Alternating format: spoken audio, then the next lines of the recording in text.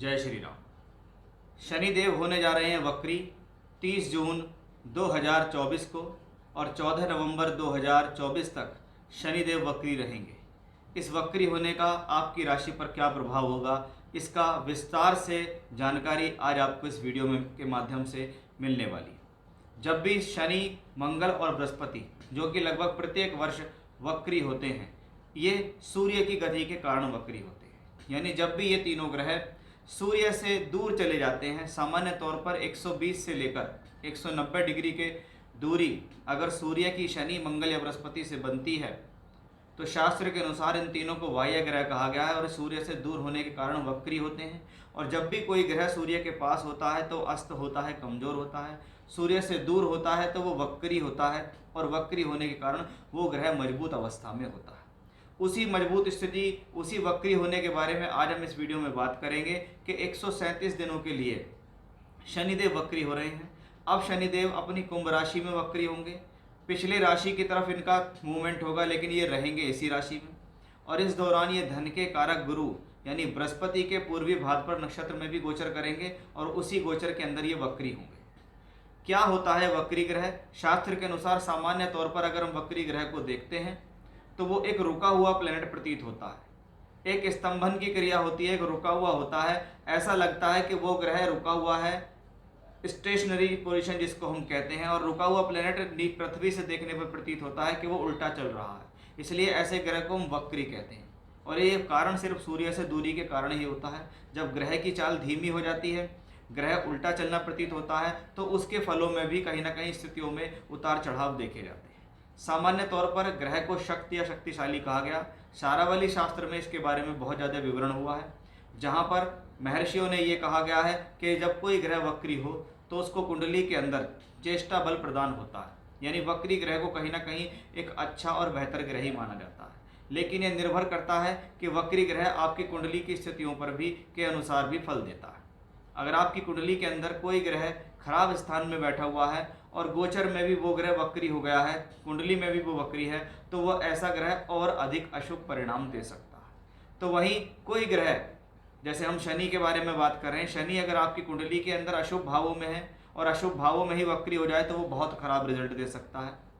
और अगर शुभ भावों के अंदर है और शुभ भावों में वक्री हो जाता है तो वो शुभता की स्थिति को बहुत ज़्यादा बढ़ाने में भी सक्षम हो सकता है। तो ये चीज़ भी हमें अपनी कुंडली के अंदर जरूर देखनी चाहिए। अगर आपके पास अपनी कुंडली है तो आप उसमें देखिएगा कि शनि आपकी राशि में कहाँ कैसी। जिन लोगों पर शनि की दशा चल रही है, महादशा, अंतर प्रत्यंतर, शनि की 7.5 चल रही है, शनि की ढैया चल रही है, उन लोगों पर इसका ज़्यादा प्रभाव देखा जाता है। क्योंकि शनि कर्म कारक है। कर्म कारक ग्रह जब उल्टी गति में चले तो वो एक तो पहले से ही स्लो प्लैनेट है, शनि को धीमी गति का ग्रह कहा जाता है, और वो कर्म का कारक भी हो गया। यानी कहीं ना कहीं इसका बहुत अधिक प्रभाव आपकी प्रोफेशनल लाइफ में स्पष्ट रूप से देखने के लिए मिलेगा। साथ ही साथ शनि या धन के कारक गुरु के उसमें भी होंगे, इसलिए कहीं ना कहीं धन से संबंधित स्थितियों के लिए भी यहाँ पर कुछ ना कुछ घटना देखी जाएगी। अब किसके लिए कितना शुभ है अशुभ, वो तो उसकी राशि से ही पता लगेगा कि भी जिसके लिए वो शुभ है उसके लिए उसकी प्रोफेशनल लाइफ भी अच्छी और धन की स्थिति भी बेहतर, और जिनके लिए ये अशुभ है उनके लिए उसके कर्म कार्य क्षेत्र, धन की स्थितियों पर भी कहीं ना कहीं प्रॉब्लम आएगी।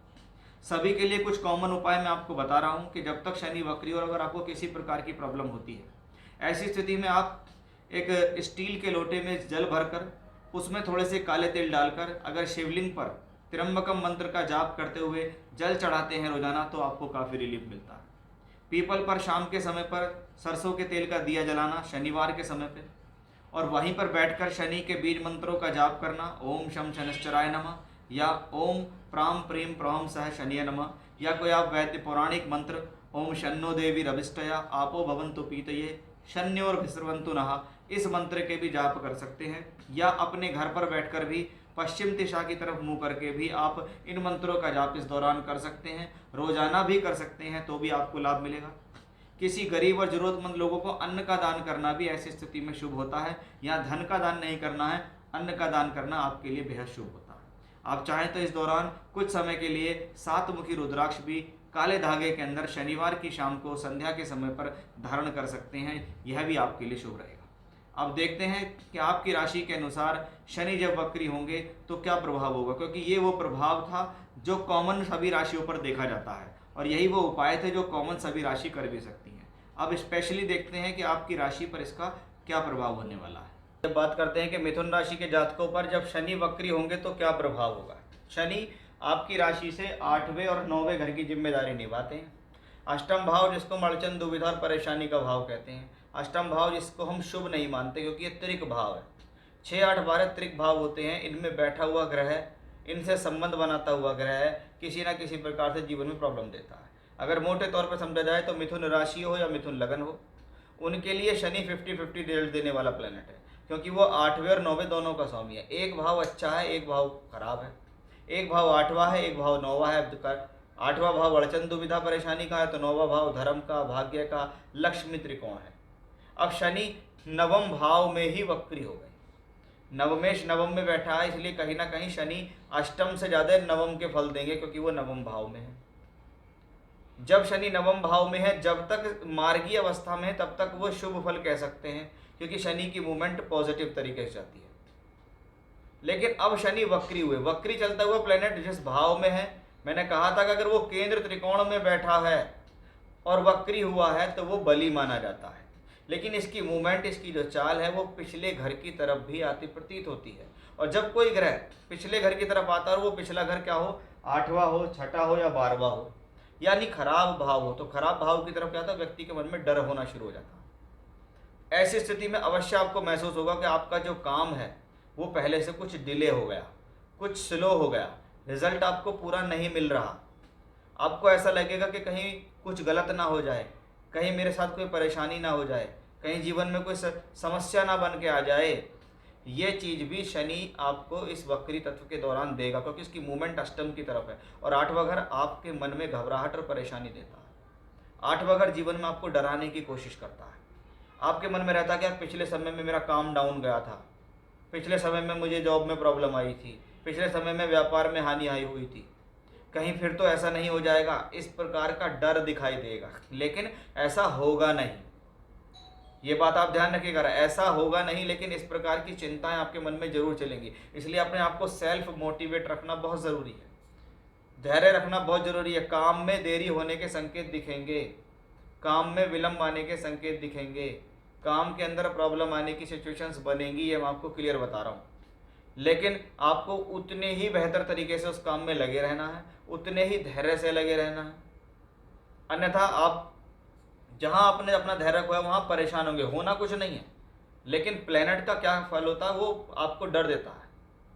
डर देता है क्योंकि चंद्रमा से हम गोचर देखते हैं। चंद्रमा हमारा मन का प्रतीक है। मन के कारक से अगर शनि का गोचर शुभ स्थानों की तरफ जाने लगे तो मन के अंदर प्रॉब्लम आती है। और जिस व्यक्ति का जीवन में मन टूटना शुरू हो जाता है ना, वो अपनी परिस्थितियों में हार मानता है। अब मान लो आप पढ़ रहे हैं, पढ़ाई में आपको रिजल्ट मिला, आप एकदम पैनिक हो गए। आप नौकरी के लिए प्रयास कर रहे हैं, नौकरी में आपको रिजल्ट नहीं मिला, आप पैनिक हो गए। व्यापार में नहीं मिला, तनाव में आ गए। लेकिन ये ना बात भूलें कि शनि इस दौरान बृहस्पति के पूर्वी भाद्रपद नक्षत्र के अंदर गोचर कर, तो थोड़ा सा इस दौरान खर्च की स्थिति बढ़ेगी। इस दौरान हो सकता है आपके ऊपर कोई खर्च आए। दूसरी बात, शनि वक्री होकर छठे घर को देखेंगे, यानी हेल्थ का ध्यान रखिएगा। बहुत बार क्या है, अपनी हेल्थ पर भी पैसा खर्च हो जाता है, तो अपनी पर नहीं होता तो परिवार जन में कोई व्यक्ति विशेष बीमार हो, उस पर स्वास्थ्य पे पैसा खर्च हो जाता है। वो स्थिति भी हमें इसी कंडीशन से देखने के लिए मिलती है। इंट्रोडक्शन के अंदर मैंने उपाय बताए हैं, अगर आपने वो नहीं सुने हैं तो आप जाइए, फिर से थोड़ा बैक कीजिए वीडियो को और उन उपायों को अपना लीजिए, क्योंकि शनि वक्री हैं। मैं इसको आपके लिए पूर्ण रूप से अच्छा नहीं कहता। मैं यहाँ यही कहूँगा कि शनि का वक्री होना कहीं ना कहीं आपके लिए 50-50 ही रिजल्ट देने वाला प्लेनेट है।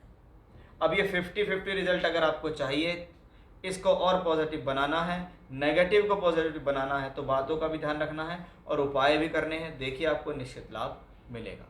तो ये था मिथुन राशि के जातकों के लिए, या शनि वक्री होंगे तो क्या देंगे। जय श्री राम।